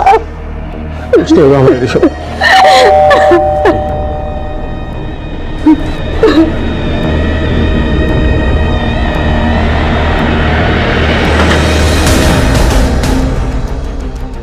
आप लोग? ऋषभ मिल गया क्या? नहीं, मिला नहीं है, लेकिन मिल जाएगा। फिलहाल आपसे पूछताछ करनी है। मिस्टर नाइक, हमें बताइए ये जीनल वोरा के साथ आपका क्या रिश्ता है? जी वो मेरी क्लाइंट है सलून में। ये तुम्हारे कॉल रिकॉर्ड्स। क्या आपने हर क्लाइंट के साथ रात को 1 बजे तक बात करते हो क्या? क्या ये जीनल वोरा स्पेशल है तुम्हारे लिए? हाँ? वो मैं मतलब ये जी में वो सब बंद करो और सच बताओ, कौन है वो? जी वो मेरी गर्लफ्रेंड थी। थी मतलब? क्या बोल रहे हो? क्या बोल रहे हो ये तुम? देखो अब ऐसा कुछ नहीं है, मैं सब कुछ तोड़ चुका हूँ। थी ना वो तुम्हारी गर्लफ्रेंड? देखो वो थी मेरी गर्लफ्रेंड। अभी तुमने मुझे इतना बड़ा झूठ बोला। आप थोड़ा शांत रहेंगी? समझा करो, अभी कुछ नहीं है, मैं तुम्हें बताने वाला था। मैं कहीं तुम्हारे तुम्हारे लिए रेनू, तिकडे गपचूप बस आणि आमच्या प्रश्नांची उत्तर दे। बैठ। सर। चल बोल अभी, अफेयर क्यों तोड़ा? मैडम, मुझे समझ में आ गया था कि मैं गलत कर रहा हूँ। मैंने खुद को उससे अलग कर लिया। मैं कभी उससे मिला नहीं बाबू, ना उसको फोन किया ना कभी मिला उसको। मैंने बात की, यकीन कीजिए सर। मैडम, ये संदीप अभी भी झूठ बोल रहा है।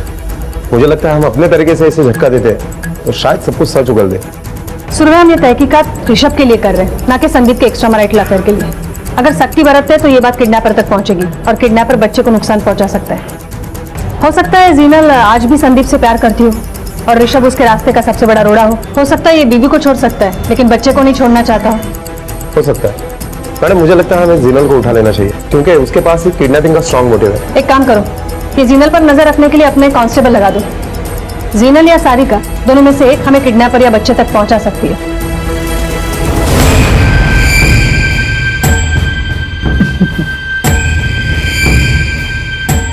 मुझे बताओ, ये खाना आपके लिए कौन लेके आया है? मम्मा।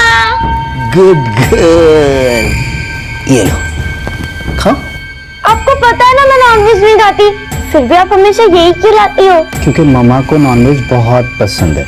आखिर तुम मेरा अंश हो, मेरा हिस्सा हो, इसलिए तुम भी वही खाओगी जो मम्मा को पसंद है ना? चलो खाओ। वो छोटी यार, ये मैं नहीं खाऊंगी। पुलिस को यकीन था कि ऋषभ को किसी औरत ने अगवा किया है, पर क्यों और किसने, ये सवाल अब भी मंडरा रहा था। ऋषभ के अपहरण को 24 घंटे बीत चुके थे लेकिन अपहरणकर्ता की तरफ से अभी तक कोई रैंसम कॉल नहीं आया था। पुलिस अपहरण की हर वजह तलाश रही थी। अपहरणकर्ता तक पहुंचने में देरी करना ऋषभ की जान को खतरे में डाल सकता था।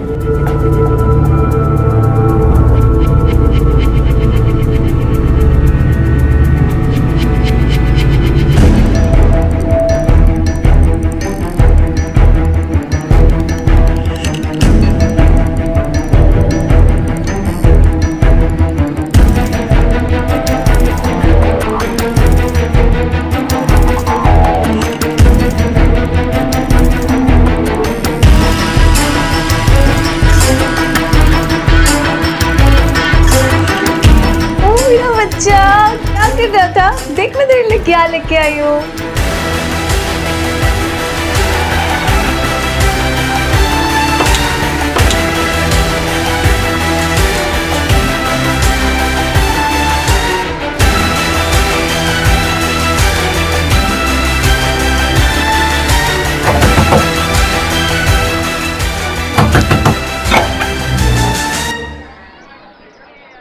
ऋषभ का कौन ऋषभ? मैं किसी ऋषभ को नहीं जानती। सुरभि, हाथ भगा। आप क्या ढूंढ रहे हैं बताइए तो सही। मैडम, बच्चा यहाँ है।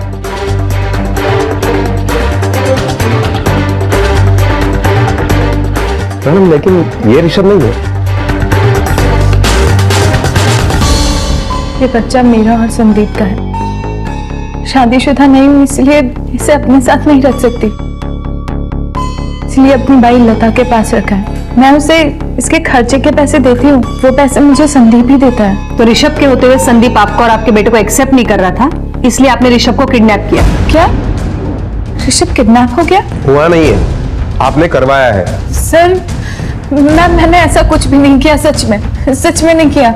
मेरा और संदीप का रिश्ता तो कब का खत्म हो चुका है। अच्छा, तो ये रिश्ता कब का खत्म हो चुका है, फिर भी आपने उसको कल सुबह और दोपहर को फोन किया था, क्यों? देखिए, चुप रहने से कुछ नहीं होगा। हमारे पास आपके कॉल रिकॉर्ड्स हैं और लोकेशन है। जब ऋषभ किडनैप हुआ तब आप उसके घर के पास थी। मैं वहाँ इसलिए गई थी कि संदीप मेरे कॉल्स नहीं उठा रहा था, वो मुझे इग्नोर कर रहा था मैम। और तो और उसने मेरे बच्चे के खर्चे के पैसे भी देना बंद कर दिया। तो मैंने सोचा कि अब उसके घर जाकर ही उससे बात करना ठीक होगा, इसलिए मैं वहां गई थी। ए भाई रुको, अरे कहाँ? ओ भाई,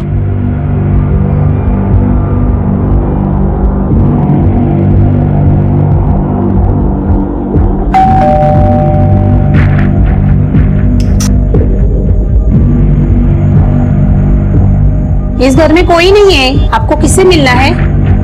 जी वो रेनू अभी भी नीचे गई है और संदीप भाई सब काम पे गए हैं। आप मुझे अपना नाम बता दो, वो लोग आएंगे तो मैं उन्हें बोलूंगी। नहीं ठीक है, थैंक यू। मेरी बात का यकीन कीजिए मैम, मैंने ऐसा कुछ नहीं किया। मैंने ऋषभ के साथ कुछ नहीं किया। ठीक है, आप जा सकती हैं, लेकिन हमारे परमिशन के बगैर शहर से बाहर मत जाइएगा।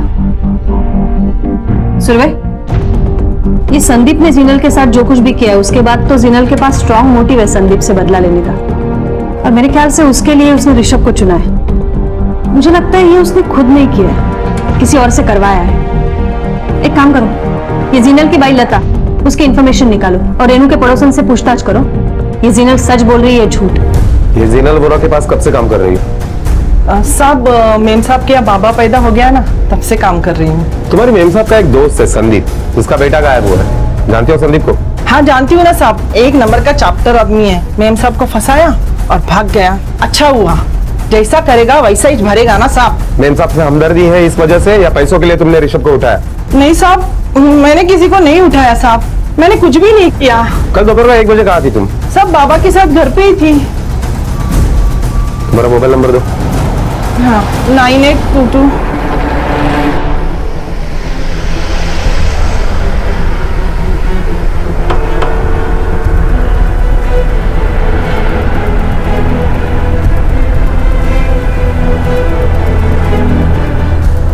मैडम, सारिका के मोबाइल का लोकेशन जो जू का दिखाई दे रहा था वो सी ग्रेड के प्रोडक्शन हाउस का ऑफिस है, और इंक्वायरी के दरमियान पता चला है कि उस प्रोड्यूसर से सारिका का अफेयर चल रहा है। इसका मतलब है सारिका अपना अफेयर छुपाने के लिए हमसे झूठ बोल रही है।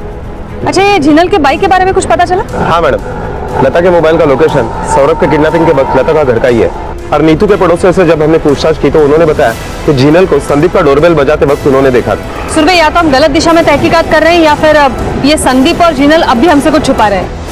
अगर इन औरतों में से किडनैपिंग की जगह पर कोई नहीं था तो फिर वो कौन औरत हो सकती है जिसने ऋषभ को किडनैप किया हो?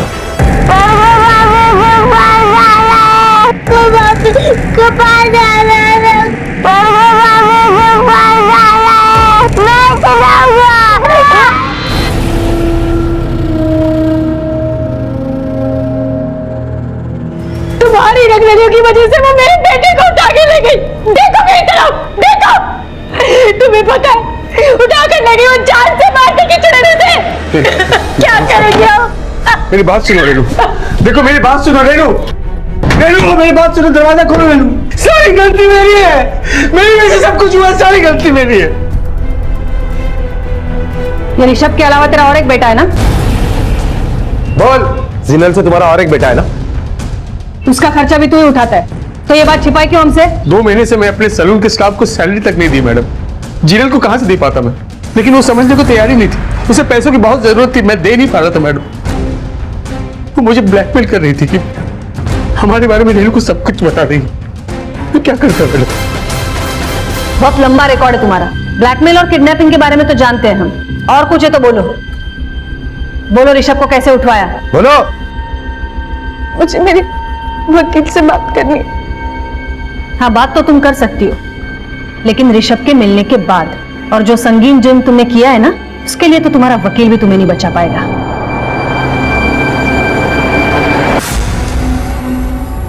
संदीप, संदीप, क्या हुआ?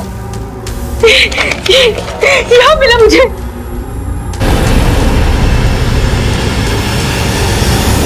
एक हाथ पैसा दे और दूसरे हाथ अपना बच्चा ले। पैसा कितना और किधर लाना है जल्दी बताएंगे। आप घबराइए मत, उल्टा उसने हमें लीड दी है। अब यही चिट्ठी हमें किडनैपर तक पहुंचने का रास्ता दिखाएगी। मैडम, 1 मिनट जरा, आप लोग यही बैठे।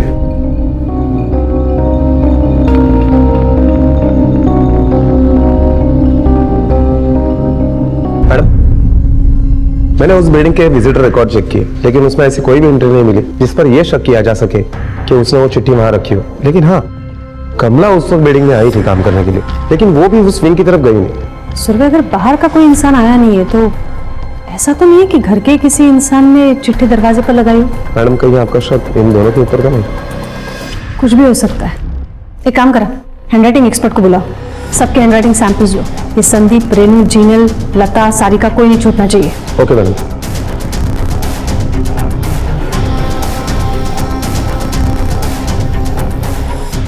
साहब, मैंने ज्यादा पढ़ाई नहीं की है, मुझे लिखना पढ़ना ज्यादा आता नहीं।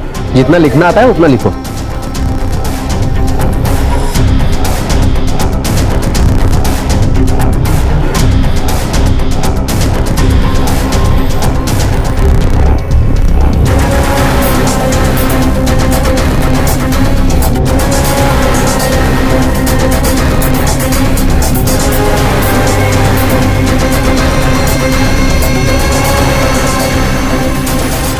सो ये हैंडराइटिंग आपको दिए हुए किसी भी सैंपल से मैच नहीं करती।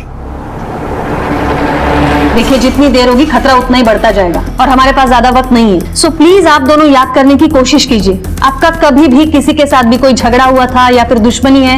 नहीं मैडम, हमारी तो किसी से कोई दुश्मनी नहीं है, पर हो सकता है कि रेनू के पापा की किसी से दुश्मनी हो और उसकी वजह से हमारे बच्चे को। तुम अपनी करतूतों का इल्जाम मेरे पापा पे लगा रहे हो और तुमने ऐसा सोचा भी कैसे और भूल गए तुम्हारा जो कुछ भी हो ना मेरे पापा की वजह से हो। ये तुम क्या बोल रही हो? सही बोल रही हो। क्या हो रहा है ये सब? ये झगड़ा करने का वक्त नहीं है। हर एक सेकंड पे खतरा बढ़ता जा रहा है, हमें हर एक पॉसिबिलिटी चेक करनी है। अब आप बताएंगे आपके फादर कहाँ मिलेंगे? क्या ऋषभ किडनैप हो गया और किसी ने मुझे बताया तक नहीं? आपके दामाद का कहना है कि आपकी किसी दुश्मनी की वजह से ऋषभ को किसी ने किडनैप किया है। हमारे बिजनेस में दुश्मनी होते रहती है, मगर वो दुश्मनी हम बिजनेस में ही निकालते हैं। ऐसे नहीं होता कि किसी के घर वाले को किडनैप करने लगेंगे। ये आपके दामाद के बारे में क्या कहना है आपका? उसके बारे में क्या कहना है, जो है सो है, नसीब खोटा है उसका। और आपकी बेटी रेनू, उसके बारे में? रेनू के बारे में तो वो एक अच्छी लड़की है। मैडम मला एक गोष्ट खूब खटकते, इतना रईस आदमी होने के बावजूद भी उसने अपनी बेटी की शादी संदीप जैसे मिडिल क्लास लड़के के साथ क्यों की? सुरभि, खटकने वाली बात एक नहीं दो है। एक, ये रेनू के बारे में पूछने के बाद यशवंत इतना बेचैन क्यों हो गया था? और दूसरी, जब रेनू को दरवाजे पर चिट्ठी मिली किडनैपर की, तब संदीप कहाँ था? मैडम मैंने उससे पूछताछ की तो उसने कहा कि उस वक्त वो बाथरूम में था। सुरभि, हो सकता है बेशक चिट्ठी किसी और ने लिखी हो और रेनू ने शौक होने का नाटक किया हो हम सबको दिखाने के लिए। कुछ तो ऐसा है इस रेनू के बारे में जो हमें पता करना पड़ेगा और इसके लिए हमें उसके पास में झांकना पड़ेगा। एक काम करो सुरभि, ये रेनू के सारे रिश्तेदार, कॉलेज के दोस्त, यशवंत के आजू बाजू रहने वाले सबसे पूछताछ करो। हो सकता है इस किडनैपिंग के तार आज नहीं कुछ साल पहले ही बिछे हो सकता है। पुलिस ने रेनू के पिता के घर में रेनू के बचपन से काम कर रहे स्टाफ से पूछताछ की। उसके कॉलेज में जाकर उसके अतीत को खंगाला, जहां उन्हें रेनू के कॉलेज के दिनों की करीबी दोस्त के बारे में पता चला।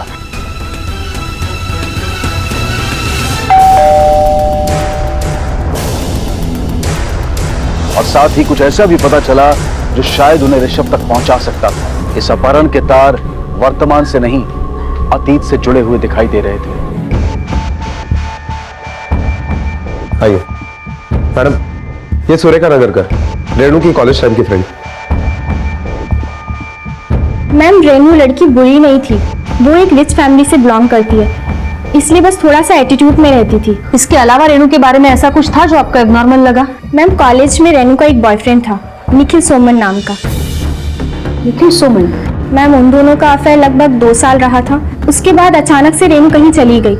निखिल ने उसे बहुत ढूंढने की कोशिश की, लेकिन उसका कुछ पता नहीं चला। मैम, मुझे कुछ दिन पहले ही रेनू मिली थी। मुझे तो तभी पता चला कि उसकी शादी हो गई है किसी और से। मैम, मैं तो उसकी बेस्ट फ्रेंड थी कॉलेज में, फिर भी उसने मुझे अपनी शादी में नहीं बुलाया।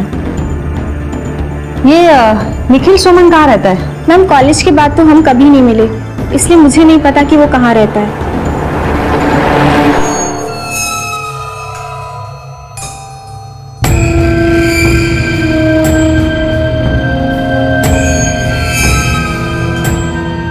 माय प्रिंसेस, देखो मैं रेडी हो गई, अब चलते हैं ना पार्क।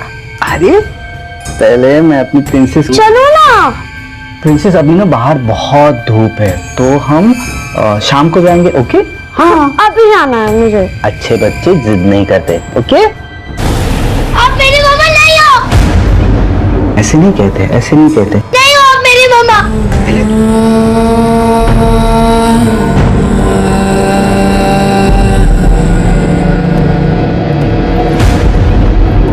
मिसेस रेनू, ये निखिल सोमन कौन है?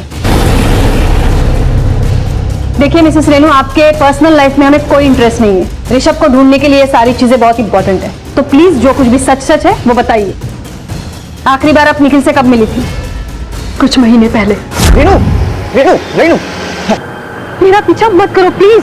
मेरी शादी हो चुकी है, मेरा एक बच्चा भी है, और अब ना तुम्हारे और मेरे बीच में कुछ नहीं बचा है। डोंट वरी, मैं तुम्हें फॉलो नहीं कर रहा हूँ। सिर्फ मुझे इतना बता दो, मेरा बच्चा कहाँ है? उसका बच्चा मतलब? डिग्री खत्म होने से 6 महीने पहले मैंने कॉलेज इसलिए छोड़ा था क्योंकि मैं प्रेग्नेंट थी और उस बच्चे का बाप निखिल था।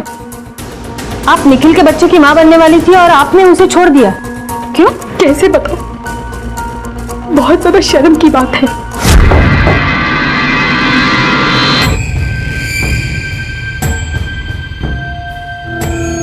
वो एक आदमी के साथ साथ एक औरत बन के भी रहना चाहता था।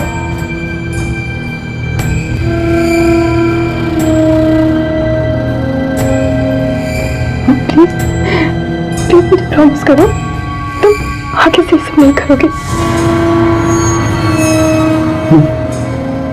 I can't promise you anything. Ritu, this is what I am. You have to accept me like this. आज के बाद ना मुझे अपनी शक्ल मत दिखाना, तुम समझे? मेरी बात तो सुनो।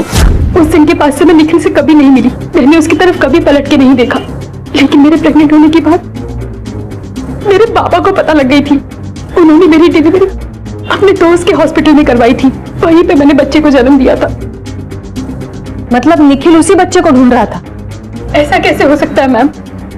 मेरे पापा ने खुद मुझे बताया था कि मैंने मरे हुए बच्चे को जन्म दिया था। तो क्या ये बात आपने निखिल को बताई थी? जितना चाहे उतना छुपा लो, मैं उसे ढूंढ के रहूंगा, समझी? तो डिलीवरी कौन से हॉस्पिटल में हुई थी? MY kids hospital. क्या बच्चा वाकई मरा हुआ पैदा हुआ था? लड़की पैदा हुई थी रेनू को। मैंने अपने एक एम्प्लॉय के पास उसे छोड़ दिया। उसे बच्चे नहीं थे और पैसों की भी जरूरत थी। रिया नाम है उस लड़की का। वो एम्प्लॉय कहाँ रहता है?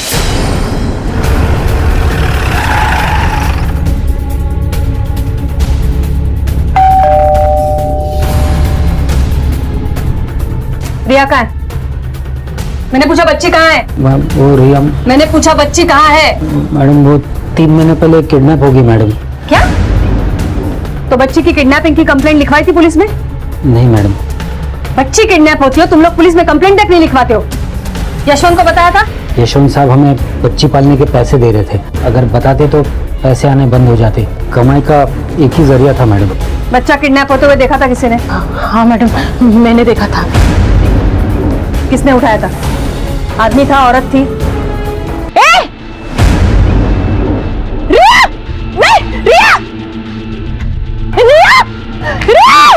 मैडम वो किन्नर था, उसने साड़ी पहनी हुई थी। निखिल और किन्नर के बीच क्या कनेक्शन है? सुनो एक काम करा, रेनू के कॉलेज जाओ और निखिल के एडमिशन फॉर्म से उसका फोटो लेकर आओ। Okay ma'am. Madam admission record से ये फोटो मिली है, लेकिन इसमें तो ये काफी छोटा लग रहा है और अब तक तो शायद इसका हुलिया भी चेंज हुआ होगा। सुनो एक काम करा, ये स्केच आर्टिस्ट को बोलकर इस लड़के के फोटो से 32 साल के आदमी का स्केच बनाओ और दूसरे स्केच में उसी को औरत बनाओ। Okay madam. अरे महादेव सुनो, इस फोटो में जो इंसान है उसके तुझे 2 स्केच बनाने। एक ये 32 साल का होगा जब कैसे दिखाई देगा वैसा, और दूसरा औरत के ड्रेस में।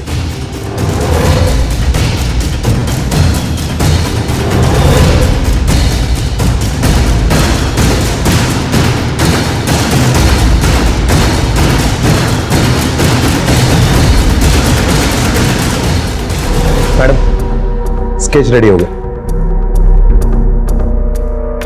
सूर्य इसे हर जगह सर्कुलेट करो, और हाँ ये रेनू और शोभा को भी दिखाओ।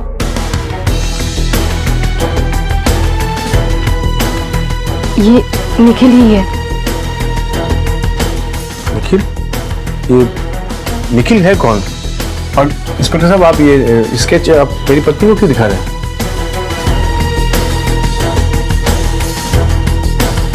नहीं मैडम, ये वो किन्नर नहीं है।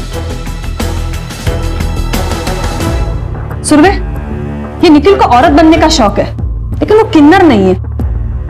और इस तरह के लोग जब रास्ते पे आते हैं तो उनके साथ हंसी मजाक होता है। हो सकता है उसके इसी शौक की वजह से उसका किसी के साथ पंगा हुआ हो और पुलिस में कोई केस दर्ज हुआ हो।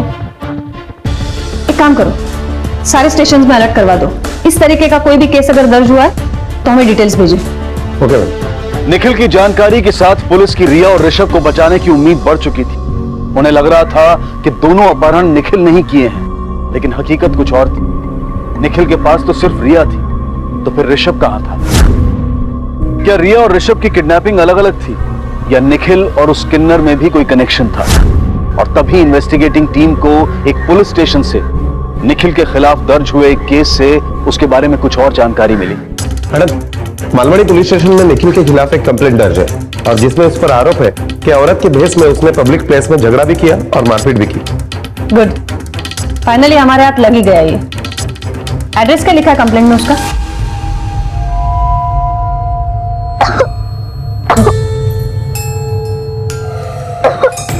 मेरे princess, I am really sorry. आपको मामा की बात सुननी चाहिए ना? ये लो, पानी पियो, पानी पियो। गुड गर्ल, माय प्रिंसेस, आप मामा की बात सुनोगे ना?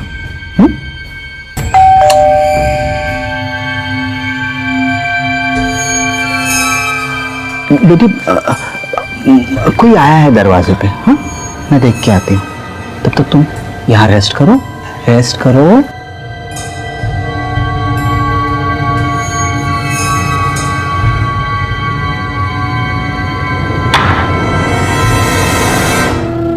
गुड आफ्टरनून मैडम, हमारे कंपनी ने छोटे बच्चों लोग के लिए साबुन लॉन्च किया, आप देखना चाहेंगे मैडम? बच्चों के लिए है ना? आइए अंदर आइए। क्या कर रहे officer? Officer leave me alone. Officer क्या कर रहे हैं आप? You hurting me, come on leave me.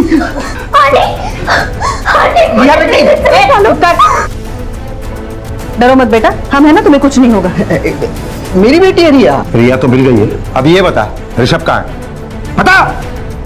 Patil, आज सौदा। Okay madam. कौन कौन ऋषभ? रिया मेरी बेटी है साहब। हाँ, ये ऐसे नहीं बोलेगा, ले चलो इसको।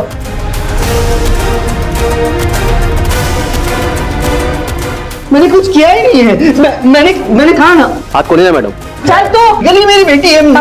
चल चल, डरो नहीं, डरो नहीं, हम है ना। चल, देखो हम जानते हैं कि तुमने ही ऋषभ को अगवा करवाया है, तो अगर बेटी चाहिए तो बताओ ऋषभ कहाँ है? ऋषभ मेरे पास नहीं है, वो बबीता के पास है। कौन बबीता? बबीता एक किन्नर है। बबीता कितनी रोती है रे तू। मैंने कहा ना पैसे दूंगी मैंने जबान दी है, पर पहले मेरी बेटी लाके दे मुझे, उसके बाद ऐसी पार्टी बताऊंगी कि जन्म भर यहाँ बैठ के खा पाएगी। देगी। डन। बबीता ने मुझे मेरी बेटी लाके दी थी, रिया। इसी के बदले में मैंने उसे रेणु के बेटे ऋषभ को उठवाने का आइडिया दिया। और तूने ये सब इसलिए किया ताकि तू रेणु से बदला ले सके? सिर्फ रेणु से नहीं, उसके बाप से भी। मेरी बेटी छीनी थी उसने मुझसे, इसलिए मैंने। चल बबीता का एड्रेस बोल अभी।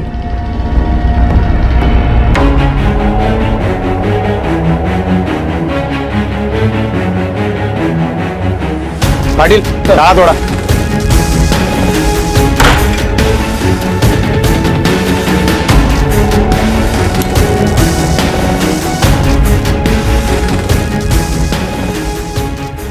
पुलिस को बबीता के ठिकाने से ऋषभ मिल गया, लेकिन पुलिस ने बबीता को भी ढूंढ निकाला और आज वो सलाखों के पीछे है। निखिल को भी अपहरण की साजिश और बबीता को उकसाने के लिए सजा हुई। और सबसे सुकून की बात तो यह है कि संदीप ने रिया को अपना लिया और एक ऐसे स्याह अतीत का अंत हुआ जिसने वर्तमान की जड़ें हिला दी थी। किसी के किए की सजा किसी और को मिली और ऋषभ बेवजह गेहूं में घुन की तरह पिसकर अपने बोलने की क्षमता किसी अनजान वजह से खो बैठा। रिश्तों का बनना बिगड़ना जितना आसान दिखता है उतना होता नहीं है, इसलिए रिश्तों का चुनाव बहुत सोच समझ कर करें, क्योंकि कब अतीत वर्तमान में आकर खड़ा हो जाए कहा नहीं जा सकता, और जिसका अंजाम कई बार बहुत महंगा हो सकता है। इसी विचार के साथ मैं अनूप सोनी अब आपसे विदा लेता हूं। फिर मुलाकात होगी अगले एपिसोड में एक और चौंका देने वाले केस के साथ। तब तक अपना और अपने परिवार का ख्याल रखें और देखते रहें क्राइम पेट्रोल डायल 100। सबक एक को सीख हम सबको। जय हिंद। इस तरह के और भी एपिसोड देखने के लिए हमारे चैनल को सब्सक्राइब करें और बेल आइकन दबाना ना भूलें।